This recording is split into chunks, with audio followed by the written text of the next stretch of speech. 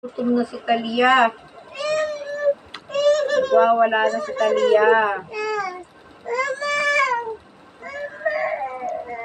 Oh. Naghihimay ka ng ano?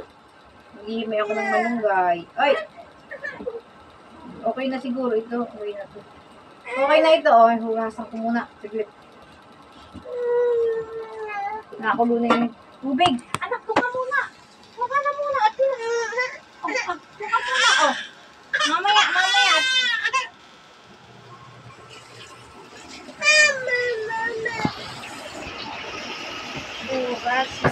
Guys, ilalagay ko na dito, oh.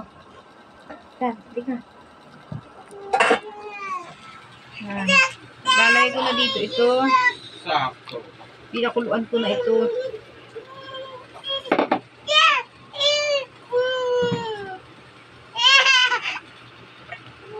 Yan. Pinakuluan ko na yan. Hindi pa luto? Tapos ilalagay ko na itong pinirito kong isda. Yan. Diba? Para may sabaw si Talia.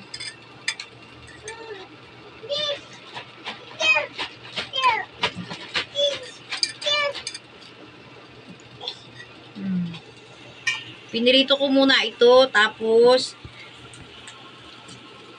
isasabungan ko ng kunti. Takipan muna natin, guys. Ayan.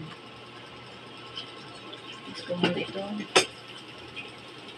Lalagyan ko na ng paminta.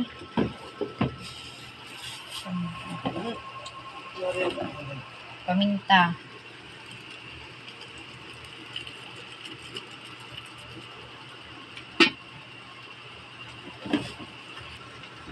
Lalagyan ko ng konting toyo. Kunti lang. Palasa.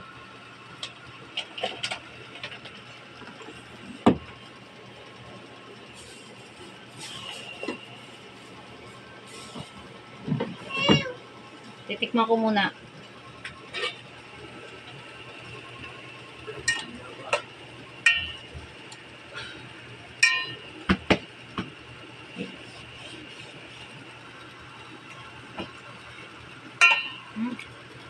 Lalagyan ko muna ng asin. Matabang?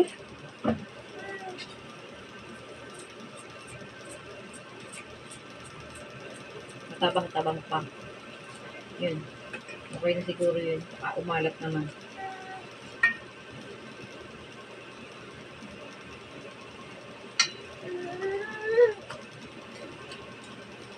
Yun, okay na siya. Okay.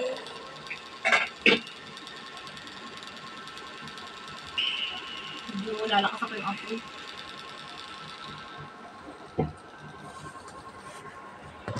Lapit ka dito, anak. Lapit ka dito. Then, nilalagay ko na yung itlog.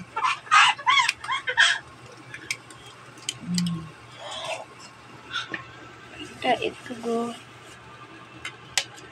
Para masustansya yung mga kinakain ng mga anak natin, kailangan masustansya talaga yung ating nilalagay sa ating mga pagkain. So, yan. 3 itlog. Ang egg. Kay Talia, isang buong itlog na. Ganyan ang aking paraan para kahit papaano yung pera mabudget. Hindi kailangan ng mahal na ulam para sa masustansya. Kailangan ng diskarte. Sinabuang isda, sinabang pritong isda, tapos mayroon pang itlog, mayroon pang malunggay, masustansya na sa mga anak, sa ating lahat.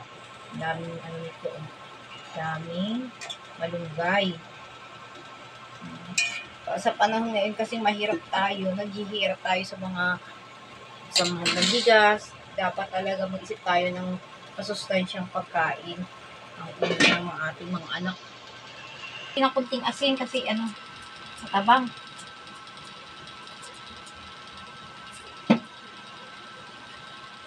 Malapit na itong maluto. Pakukuluan ko lang muna ng 10 para medyo mabuo yung itlog. Tingnan mo, anak. Yun. May itlog. Kay Talia, kay Ethan, chicken. Kay Papa yung prito. Mm.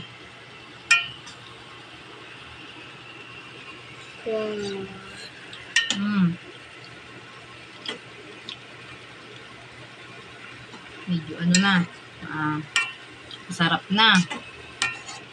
Ready na to eat na ito. Tingnan nyo naman, oh. Sarap. Kukulan ko muna ito ng konting minuto. At tuloy na kaming kakain. Kasi gutom na ang aking mga junakis.